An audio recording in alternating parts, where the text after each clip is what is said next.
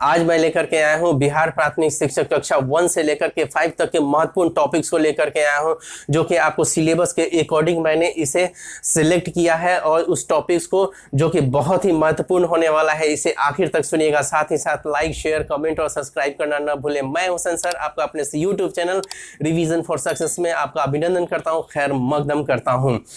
ये जितने भी मैंने जो डिज़ाइन किए हैं, ये आपके अभी जो मान के मैं चल रहा हूँ, एग्ज़ाम तो 24 तारीख को होने को है, 24 से होने को है और आज 31 तारीख है, 31 आपको जुलाई है।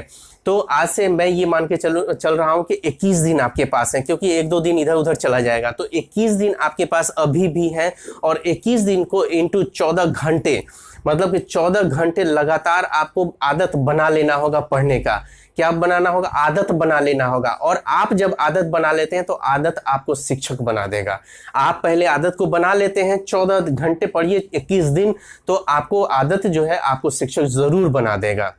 और मेरा ये जो डिज़ाइन मैंने जो किया है, ये आपको 7 दिन के अंदर ये ख़त्म हो जाएगा। आज मैं पहला पार्ट लेकर के आया हूँ, उस पर कुछ डिस्कशन भी करूँगा और साथ ही साथ मैं ये भी कहना चाहूँगा कि हमारे बड़े भाई और मित्र के समान अमन राज जो हैं, उनके कहने पर मैं इसे बनाया हूँ। क्योंकि मैं बीपीएससी सिविल सर्विसेज के लिए मैं उनके लिए बनाता हूँ वीडियो, लेकिन आज मैं शिक्षक के लिए भी बनाया हूँ, जो कि बहुत ही शिद्दत से बनाया हूँ। इससे ज़रूर आपको फ़ायदा होगा और मैं भी आपके सफलता में कुछ न कुछ सहयोग कर दूंगा। चलिए हम लोग अब आते हैं टॉपिक के ऊपर। तो मैथ पहला टॉपिक मैंने जो लिया है, देखिए 4 टॉपिक मैंने लिया है, जो कि आपको 7 टॉपिक में आपको जो सिलेबस डिज़ाइन किया हुआ है, तो 4 टॉपिक लिया है। जैसे कि मैथ लिया है सामान्य जागरूकता, सामाजिक विज्ञान और मानसिक क्षमता परीक्षण। ये 4 मैंने टॉपिक लिया है आज। और फिर नेक्स्ट जो वीडियो मैं लाऊंगा वो टॉपिक होगा जैसे सामान्य विज्ञान का, उसमें सभी महत्वपूर्ण टॉपिक्स को छांटूंगा। फिर उसके बाद आपको है भूगोल और पर्यावरण है, और फिर ये भूगोल और पर्यावरण, और उसके साथ अगर कोई बच रहा होगा तो फिर उन सबको कल उसको फिनिश करेंगे। चलिए हम लोग आते हैं गणित के ऊपर। तो पहला जो टॉपिक मैंने इसे जो सिलेक्ट किया, देखिए गणित में तो बहुत सारे टॉपिक्स हैं, बहुत सारे टॉपिक्स होते हैं, लेकिन मैंने उसमें समय और काम, यानी कि इसको इंग्लिश में बोलते हैं आपको टाइम एंड वर्क। तो टाइम एंड वर्क से जो है क्वेश्चन, जो सिंपल वाला जो क्वेश्चन आता है उसको आपको करना है। जैसे राम किसी काम को 4 दिन में करता है, उसी काम को श्याम 5 दिनों में करता है, तो दोनों मिलकर के कितने दिनों में करेगा। तो इस टाइप का सिंपल क्वेश्चंस को कर लीजिएगा, दिमाग में उसका फॉर्मूला सेट कर लीजिएगा बस। उसके बाद दूसरा जो है समय और दूरी, यानी कि आपको टाइम एंड डिस्टेंस। तो टाइम एंड डिस्टेंस में क्या होता है, जैसे रेलगाड़ी वाला क्वेश्चन आता है ना, सिंपल वाला, कि हाँ कि ट्रेन की लंबाई 300 मीटर है और इतने 70 किलोमीटर पर आवर के रफ्तार से वो चल रही है, तो एक खंबे को पार करने में कितना समय लगेगा। तो बस उस टाइप का सिंपल, बहुत उसके टफ में जाना नहीं है। आप एक चीज जान लीजिए, बीपीएससी जो है आपको मानसिक क्षमता और गणित से 10 क्वेश्चन या 10 से कम ही क्वेश्चन रहेगा, 10 से ज्यादा नहीं हो सकता है क्वेश्चन। तो आप ये हो गया समय और दूरी। उसी तरीके से लाभ और हानि, साधारण ब्याज। तो लाभ और हानि के साथ साधारण ब्याज को पढ़ लीजिएगा। लाभ एंड यानी कि प्रॉफिट एंड लॉस जब पढ़ लीजिएगा तो साधारण ब्याज में भी बहुत साधारण वाला ही पढ़िएगा। जैसे साधारण ब्याज का फॉर्मूला क्या होता है, मूलधन गुने समय गुने दर बटे 100। तो उसी पे ही जितना होगा बनेगा, बनाइएगा, बहुत ज्यादा इस पे माथापच्ची नहीं करना है। और अगला है जो है नंबर सिस्टम, संख्या पद्धति, इसको इंग्लिश में नंबर सिस्टम बोलते हैं। तो आप इसको क्या करेंगे कि नंबर सिस्टम में से क्वेश्चन पूछे जाते हैं, जैसे श्रृंखला वाला भी रहेगा, नंबर सिस्टम में भी उसको कहते हैं, और उसको आपको रीजनिंग में भी कहते हैं। तो उस टाइप का क्वेश्चन आएगा, मतलब संख्या पद्धति में से कर लीजिएगा। कुछ ऐसा भी आता है ना कि 1 से लेकर के 100 तक के बीच में कितने अभाज्य संख्या है, इस टाइप का, तो आप उसको कर लीजिएगा। और इसी के साथ हम पहले यहां पर आ जाते हैं कि मानसिक क्षमता परीक्षण, जो क्लॉक टेस्ट, जैसे घड़ी का समय कि इतना बज रहा है, इतना से इतना समय बज रहा है, तो वो उसकी सुई कितने पे रहेगी, ये इस टाइप का, तो क्लॉक टेस्ट हो गया।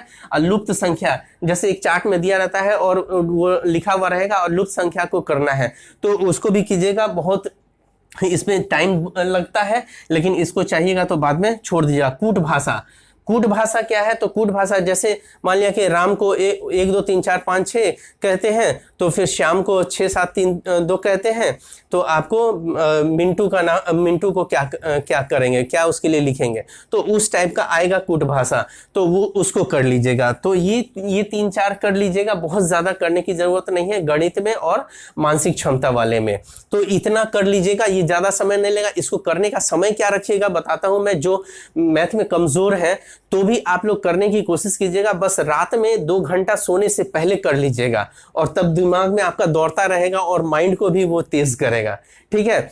तो आप रात में सोने के वक्त आप कर सकते हैं, एक एक टॉपिक को हर दिन ले सकते हैं, इसके लिए बहुत ज्यादा करने की जरूरत नहीं है।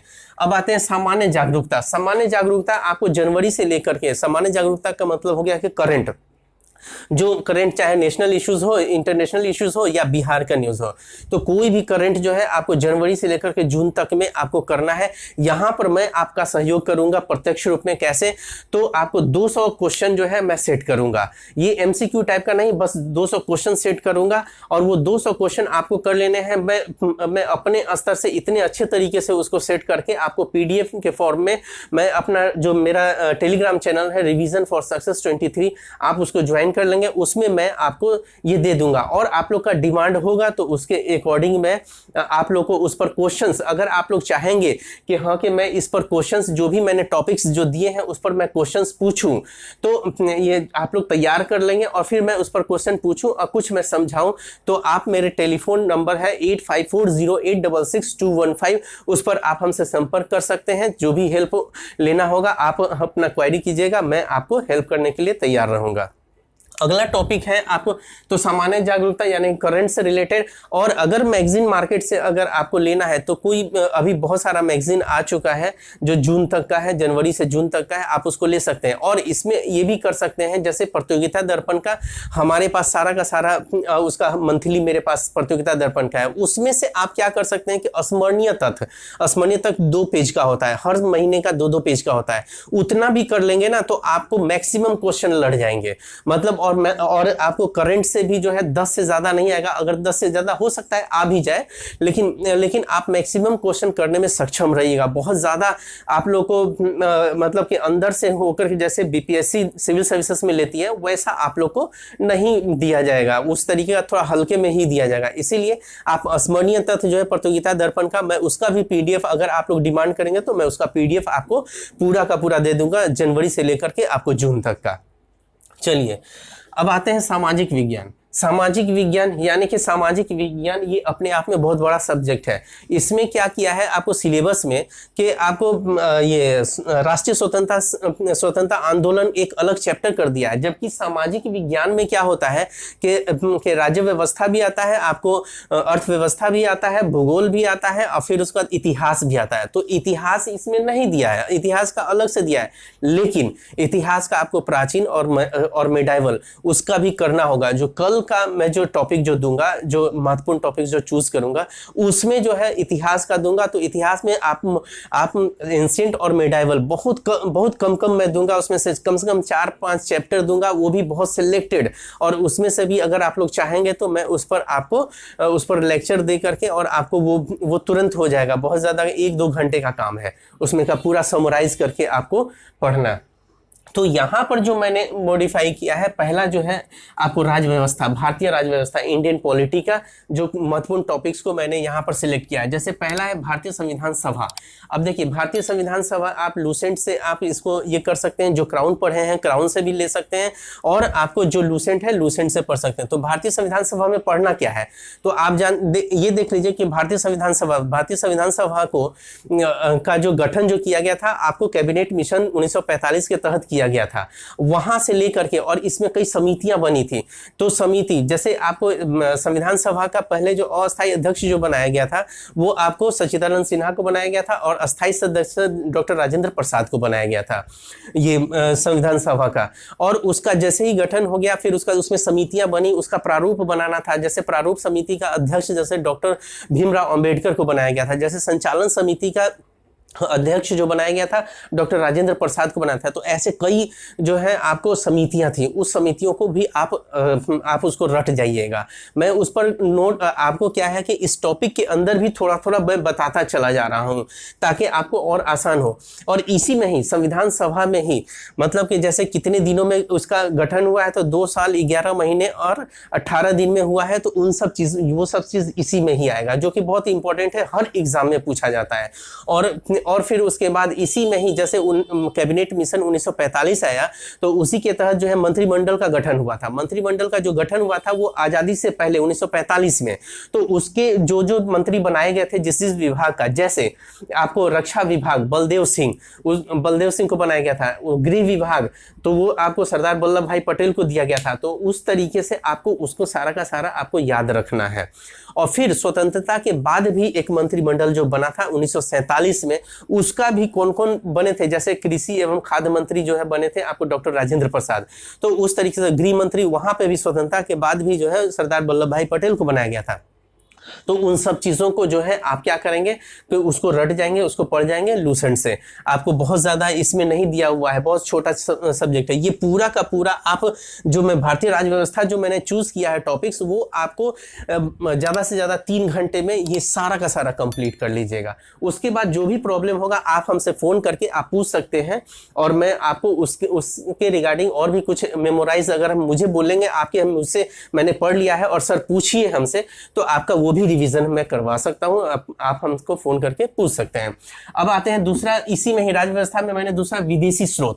अब विदेशी स्रोत आप देखिए, विदेशी स्रोत क्या है। जब हमारा भारतीय संविधान बन रहा था तो हमारा संविधान सिर्फ भारत का ही नहीं है, बल्कि वो हम लोगों ने कई देशों से आयात भी किया है। जैसे आपको अमेरिकी संविधान से हम लोगों ने लिया है आपको मौलिक अधिकार, तो ये विदेशी स्रोत हो गया कि अमेरिकी संविधान से हम लोगों ने क्या लिया है, तो मौलिक अधिकार। उसी तरीके से आपको समवर्ती सूची का जो समवर्ती सूची है वो हम लोगों ने किससे लिया है, तो ऑस्ट्रेलिया से लिया है, ये याद रखिएगा। और संसदात्मक शासन प्रणाली जो है हम लोग ब्रिटेन से लिए हैं। और उसी तरीके से संविधान संशोधन प्रक्रिया जो है किससे लिए है, तो दक्षिण अफ्रीका से लिए। तो हमारा जो संविधान जो बना है वो कई देशों से लेकर के बना है। अपनी भी बातें रखी गई हैं, अपने भी सोच है, और साथ ही साथ हम लोगों ने एडॉप्ट भी किया है। जैसे ये आपको संघात्मक जो व्यवस्था है, तो ये कनाडा से हम लोगों ने लिया है। तो ऐसे कई चीजें हैं, हमने कुछ कुछ एग्जांपल्स दिया है, इसमें और भी कुछ है, लेकिन जितना मैंने बोला है वो मोस्ट इंपॉर्टेंट बोला है, जिसको आप ध्यान में रखिएगा। जैसे अमेरिका से मौलिक अधिकार लिए हैं, फिर उसके बाद ऑस्ट्रेलिया से समवर्ती सूची लिए हैं, आपको दक्षिण अफ्रीका से क्या लिए हैं, तो संविधान संशोधन की प्रक्रिया लिए हैं। उसी तरीके से कनाडा से क्या लिए हैं, संघात्मक शासन प्रणाली लिए हैं। उसी तरीके से आपको संसदात्मक शासन प्रणाली कहां से लिए हैं, तो ब्रिटेन से लिए हैं। तो ये मोस्ट इंपॉर्टेंट चीज है। हाँ, मौलिक कर्तव्य हम लोगों ने रूस से लिया है, ये भी याद रखिएगा। चलिए अब आते हैं, ये विदेश स्रोत हो गया। अब आते हैं भारतीय संविधान की अनुसूची। आप जानते हैं कि भारतीय संविधान की अनुसूची कितनी अनुसूची है, तो 12 अनुसूची है। ये मोस्ट इंपॉर्टेंट है। ये जितना भी मैंने सिलेक्ट किया है ना, आपको खुद लगेगा कि हाँ कि ये बहुत मोस्ट इंपॉर्टेंट है। तो ये जो है भारतीय संविधान की अनुसूची 12 अनुसूची है। जैसे पहला अनुसूची में क्या दिया हुआ है, तो भारतीय राज्य यानी 28 राज्य और केंद्र शासित प्रदेश 8, इन सब का जिक्र किया कहाँ होगा, तो अनुसूची पहला में होगा। तो ये इसको इसी तरीके से ध्यान रखना है। जैसे दूसरा में, जैसे भारतीय राज्य व्यवस्था में जो भारतीय राज्य व्यवस्था के प्रशासनिक पदाधिकारी जो होते हैं, वो अनुच्छेद 2 में उनका वेतन पेंशन वगैरह रखा गया। जैसे कौन पदाधिकारी होंगे, तो उनको बोला जाता है जैसे राष्ट्रपति होंगे, लोकसभा का अध्यक्ष हो गया, राज्यसभा का अध्यक्ष हो गए, तो वो लोग जो है अनुसूची दूसरे के अंतर्गत उनको जो है वेतन पेंशन वगैरह मिलता है। और अनुसूची तीसरा नंबर में जो आता है वो वेतन ये शपथ के लिए आता है। तो दूसरा वेतन पेंशन के लिए आ गया अनुसूची, और तीसरा हो गया आपको शपथ के लिए आता है। मतलब कि जो भी पदाधिकारी है उनको शपथ लेना है, तो वो आ गया तीसरी अनुसूची में। उसी तरीके से आपको जो इंपॉर्टेंट है 8वीं अनुसूची, जो कि हमारे यहाँ 22 भाषा जो है हमारे संविधान में दिया गया है, उसकी चर्चा किसमें की गई है, 8वीं अनुसूची में 22 भाषा की चर्चा की गई है। उसी तरीके से अगर हम लोग 10वां अनुसूची जो मोस्ट इंपॉर्टेंट है, ये 10 से 10 और 10 से दल बदल। तो दल बदल जो करते हैं, जो राजनीतिक जो संगठन है दल बदल, तो उससे संबंधित अनुसूची कौन सा हो गया, तो वो हो गया आपको 10वां दल बदल, जो कि 52वें संविधान संशोधन 1985 के तहत इसको इंक्लूड किया गया है अनुसूची 10 को। 10 में दल बदल को। ठीक है, उसी तरीके से 11वां अनुसूची जो है मोस्ट इंपॉर्टेंट है, वो क्या है, तो पंचायती राज व्यवस्था। पंचायती राज व्यवस्था जो कि आपको 73वें संविधान संशोधन 1993 के तहत इसको इंक्लूड किया गया था। इसका इसमें जो आपको अनुच्छेद 11 में इसका जिक्र है। और इसी अनुसूची में जो पंचायती राज व्यवस्था में 29 विषय है, उस पर भी क्वेश्चन पूछा जा चुका है और ये मोस्ट इंपॉर्टेंट है, कई बार क्वेश्चन पूछा जा चुका है। अब 12वां जो अंतिम अनुसूची है वो कौन सा अनुसूची है, तो वो अनुसूची है आपको ये स्थानीय स्वशासन से संबंधित अनुसूची है, जो कि मोस्ट इंपॉर्टेंट है, वो है आपको 12वां। तो ये अनुसूची हो गया। तो अनुसूची मैं थोड़ा सा इंडिकेट कर दे रहा हूं इंपॉर्टेंट। तो ये सब टॉपिक्स जो है आपको पढ़ ही लेने हैं किसी भी हालत में। फिर आ जाते हैं मौलिक अधिकार, मोस्ट इंपॉर्टेंट। मौलिक अधिकार जो है आपको भाग 3 में, भाग कितने हैं टोटल संविधान के, तो 22 भाग है। 22 भाग में आपको भाग 3 जो है उसको उसमें 12 से लेकर के 35 तक अनुच्छेद है। 12 से 35 तक अनुच्छेद जो है बहुत मोस्ट इंपॉर्टेंट है। जैसे कि 14वां अनुच्छेद है समता, ये विधि के समक्ष समानता, ये 14वां है। 15वां में क्या बताया गया, धर्म हो गया, लिंग हो गया, जाति हो गया, ये सब के आधार पर कोई भेदभाव नहीं करेगा, वो 15वें अनुच्छेद में है। तो मतलब मौलिक अधिकार में जो 35 तक जो अनुच्छेद है, आपको 12 से 35 तक वो मोस्ट इंपॉर्टेंट है, उन सबको रट लेना है। ठीक है, अब आते हैं उसके बाद जो है आपको संघीय संसद। संघीय संसद किससे बनता है, तो आपको राष्ट्रपति, लोकसभा और राज्यसभा, उसके भी मतलब कि संसद के सदस्य, मतलब कि लोकसभा का सदस्य कितने एज में बनने की क्या प्रक्रिया है, या मतलब क्या एज होना चाहिए, राज्यसभा में क्या एज होना चाहिए, उन सब का जिक्र जो है आपको संघीय संसद में है, जिसको आप मोस्ट इंपॉर्टेंट है उसको भी आप कर लीजिएगा, आप पढ़ लीजिएगा। ठीक है, न्यायालय में जैसे सुप्रीम कोर्ट और उसके बाद ये हाई कोर्ट, सुप्रीम कोर्ट और हाई कोर्ट, इन दोनों को पढ़ लीजिएगा, ये भी मोस्ट इंपॉर्टेंट है, क्वेश्चन इससे पूछे जाते हैं। समितियां आप जानते हैं कि कई समितियां हैं, जो कि जैसे प्राक्कलन समिति हो गया, चाहे आपको लोक लेखा समिति हो गया, ये 2 इंपॉर्टेंट है। प्राक्कलन समिति जिसमें इसमें 30 सदस्य होते हैं और 30 सदस्य लोकसभा के ही होते हैं सिर्फ। तो याद रखिए, प्राक्कलन समिति में जो है 30 सदस्य होते हैं, वो सिर्फ लोकसभा के होते हैं। और आपको लोक लेखा समिति, उसमें कितने सदस्य होते हैं, 22 सदस्य होते हैं। लोकसभा से आपको 12 होते हैं और उसके बाद आपको 12 और 7 होते हैं आपको राज्यसभा से, 15 होते हैं आपको ये लोकसभा से और 7 होते हैं राज्यसभा से, ये आपको लोक लेखा समिति में है। तो ये समिति भी बहुत इंपॉर्टेंट है, ये दोनों समिति को आप कर लीजिएगा। अनुच्छेद में बहुत सारे अनुच्छेद हैं, लेकिन उसमें से मोस्ट इंपॉर्टेंट कुछ अनुच्छेद हैं जो कि आप हमसे पूछ लीजिएगा, हम उसमें बता देंगे। जैसे अनुच्छेद आपको, जैसे 69वां अनुच्छेद है, जैसे 69वां अनुच्छेद है, ये सब जो है पूछा गया अनुच्छेद है कि मतलब कि दिल्ली को राष्ट्रीय राजधानी का दर्जा जो मिला गया अनुच्छेद 69 के तहत। तो वैसे ही कई सारे अनुच्छेद हैं जिनको आपको रट लेना है। कुछ जो है और इम्पोर्टेंट अनुच्छेद है, उसको अगर आप हमसे पूछिएगा तो हम टिक लगवा देंगे, आपको बता देंगे, बोल देंगे। आप हमसे फोन से पूछ सकते हैं। संविधान संशोधन 42वां और 44वां संविधान संशोधन मोस्ट इंपॉर्टेंट है, इसको आप रट लीजिएगा। इसमें जितने भी हैं वो सब पूछे जाते हैं।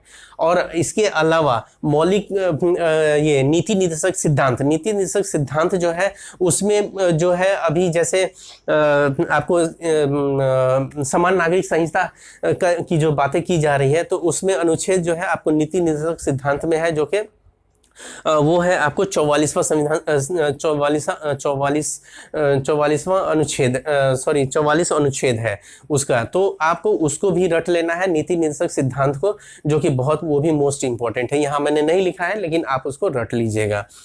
ठीक है, अब आते हैं अगला, भारतीय अर्थव्यवस्था। देखिए, भारतीय इंडियन इकोनॉमिक, ये भी जो है आपको सामाजिक विज्ञान के अंतर्गत है।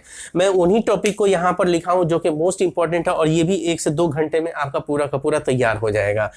तो आपको पहला जो इसका टॉपिक मैंने दिया है, आर्थिक आयोजन, ये भी लूसेंट से आप पढ़ लीजिएगा। लूसेंट में जो है आपको आर्थिक आयोजन करके ही लिखा हुआ है। ये चौथा चैप्टर होगा या 5वां, इस तरीके का कोई चैप्टर होगा। लूसेंट में आर्थिक आयोजन करके है, जो कि आपको इसको ऐसे समझ सकते हैं कि इसको पंचवर्षीय योजना जो होती है, वो पंचवर्षीय योजना, ये जो है वही आर्थिक जो पंचवर्षीय योजना हर एग्जाम से बहुत इंपॉर्टेंट होते हैं, इसको ध्यान में रखिएगा। ये ये जैसे कि पहला पंचवर्षीय योजना है, तो पहला पंचवर्षीय योजना का मॉडल क्या है, जैसे Herald Domar model, Herald Domar model के तहत जो है उसको बनाया गया पंचवर्षीय योजना में, इसी के आधार पर बनाया गया है। तो प्रथम पंचवर्षीय योजना। जैसे दूसरी पंचवर्षीय योजना क्या है, तो आपको पीसी महालोबनिस मॉडल के ऊपर बनाया गया है। तो इसका उद्देश्य क्या है, हर पंचवर्षीय योजना का उद्देश्य याद रखिएगा। अब कुछ जैसे आपको ये हुआ है, जैसे बहुत सारे कारखाना जो स्थापित हुए हैं उन सब का ये सब में है, वो सबको भी याद रखिएगा। यही पंचवर्षीय योजना है, और यही पंचवर्षीय योजना को खत्म कर दी आपको 2015 में, और उसको खत्म करने के बाद ये नीति आयोग आया। नीति आयोग यानी कि national institution for transforming India. तो ये जो है आपको 1 जनवरी 2015 को इसका नीति आयोग का गठन किया गया था। तो आप इसको भी इम्पोर्टेंट है, इसको भी ध्यान में रखिएगा। ये आपको योजना जो है पंचवर्षीय योजना को समाप्त करने के बाद नीति आयोग को 1 जनवरी 2015 को लाया गया था। इसके पदेन अध्यक्ष जो बनाए जाते हैं वो प्रधानमंत्री को बनाए जाते हैं। फिर उसके बाद प्रमुख समिति हो गया और योजना हो गया। जैसे लकड़वाड़ा समिति हो गया, ये जो है आपको प्रमुख समिति और योजना यह लूसेंट के 146 और 146 से 150 नंबर पेज के अंतर्गत है। इसको जरूर कर लीजिएगा। 146 से 150 के अंतर्गत आपको समिति और योजनाएं हैं, उन सबको कर लीजिएगा। जैसे अटल पेंशन योजना हो गया, वो सब जो है 146 से 150 पेज नंबर में लूसेंट में है, ये सब दिया हुआ। अगर पिछले साल का आपके पास लूसेंट होगा तो ठीक है। और कर, टैक्स, जो आपको भारतीय अर्थव्यवस्था में टैक्स जो है बहुत महत्वपूर्ण, इसका क्वेश्चन भी बनता है। जैसे आपको प्रत्यक्ष और अप्रत्यक्ष, ये भी जो है लूसेंट का पेज नंबर 160 से 161, ठीक है, 160 से 161 के बीच में आपको ये है। इस कर के बारे में, टैक्स के बारे में, जो प्रत्यक्ष अप्रत्यक्ष है, ये बहुत ही इंपॉर्टेंट है। जैसे प्रत्यक्ष कर है तो केंद्र सरकार के अंतर्गत क्या प्रत्यक्ष कर है और राज्य सरकार के अंतर्गत क्या है। मतलब आपको इसका जो है ना 2 भाग में बटेगा प्रत्यक्ष कर, ठीक है। प्रत्यक्ष कर जो है एक केंद्र सरकार किस चीज पर लगाती है और राज्य सरकार क्या चीज पर लगाती है। जैसे केंद्र सरकार, जैसे निगम कर केंद्र सरकार लगाती है उस पर टैक्स, तो पूछ देता है कि निगम टैक्स जो है वो ये किसका कर है, मतलब इसका उगाही कौन करता है, तो केंद्र सरकार करती है। उसी तरीके से जैसे कृषि व्यवसाय पर जो कर लगता है वो आपको राज्य सरकार करती है। तो ये बहुत मोस्ट इंपॉर्टेंट है, कई एग्जाम्स में पूछे गए हैं। अब आते हैं नवरत्न, महारत्न और मिनी रत्न। ये नवरत्न, महारत्न, मिनी रत्न, ये भी जो है बहुत ही इंपॉर्टेंट है। ये नवरत्न, महारत्न ये सब पूछे जाते हैं। महारत्न 10 है और नवरत्न 14 है। इन सब, इसमें भी महारत्न में जो अंतिम वाला है, जो लास्ट जो किसको इंक्लूड किया गया है महारत्न में, उसको याद रखिएगा। वो लिस्ट बना हुआ है लूसेंट में। आपको लूसेंट में उद्योग वाला जो चैप्टर है उसके बाद देखिएगा उसमें बना हुआ है। तो लूसेंट में आप ये सारा का सारा लूसेंट से ही कर लीजिएगा। फिर उसके बाद विविध को मत छोड़िएगा। विविध में बहुत ऐसे रहते हैं जो कि आपको डायरेक्ट वहीं से क्वेश्चन उठा के रहेगा, और आपको एकदम 100% है कि आपको विविध से जो है कुछ ना कुछ क्वेश्चंस रहेंगे। और आर्थिक सर्वेक्षण जो कि 23-24 का जो है उसको, सॉरी 22-23 का जो आर्थिक सर्वेक्षण है उसको कर लीजिएगा। और हो सके अगर इसमें हेल्प मेरा चाहिए रहेगा तो आप हमको बोलिएगा, हम आपका हेल्प इसमें कर सकते हैं। तो कुल मिलाकर के ये जो आपका है फर्स्ट पार्ट जो दिया है मैंने, महत्वपूर्ण टॉपिक्स का दिया है, जो कि आप लोग इसको कर लीजिएगा। इसके अकॉर्डिंग ये आपको ज़्यादा समय नहीं लगेगा। आप समझ लीजिए कि ये 7 दिन के अंदर जितना भी सारा जो टॉपिक रहेगा, जो मैंने सेलेक्ट कर लिया है, बहुत छोटा कर दिया है, और ये बहुत ही इंपॉर्टेंट होगा।